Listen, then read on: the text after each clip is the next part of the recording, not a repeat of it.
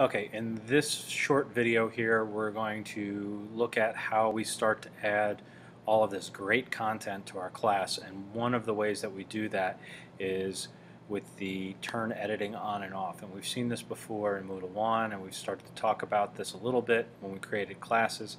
But this button up here that says turn on editing, you want to click it, and you'll notice when you click it that your class changes and you get all sorts of icons. If we click it again, it'll turn editing off. The other way to turn on and off editing is on the settings box over here on the left. Under course administration, you'll see a turn editing on option. That has the exact same effect as turning editing on with the button up top here. Once we have editing turned on, we'll have all of these icons here, and we'll have these two boxes at the bottom of each one of our topics. So at the bottom of each one of our topics we can add resources and activities. The first thing that we're going to get started with here is adding a resource called a label. A label is the most basic piece of content. It is purely text that's going to go on that front page, and I'm just going to write, this is an example label. Okay. Now you notice that the text is small. If I want to make it a little bit larger, I can come in here and use some of the tools that we learned about in the HTML editor to change the formatting. A couple new things in Moodle 2 while we're in here, and I'll talk about these while we're in here, is this restrict access and activity completion. Moodle 2 allows us to automatically show and hide items based on a student's progress throughout the course. And so I can come in here and I can hide it based on dates and not allow it to be visible until a certain date and then turn off after a certain date.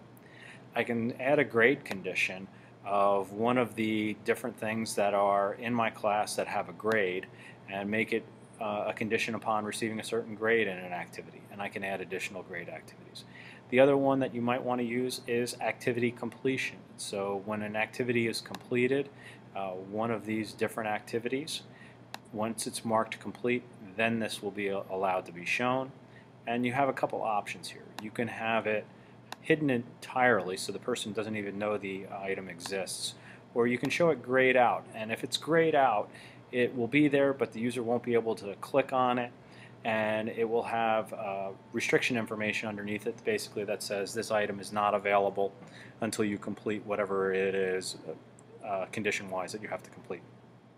So how do you get something to be completed? Well, that comes in this activity completion section.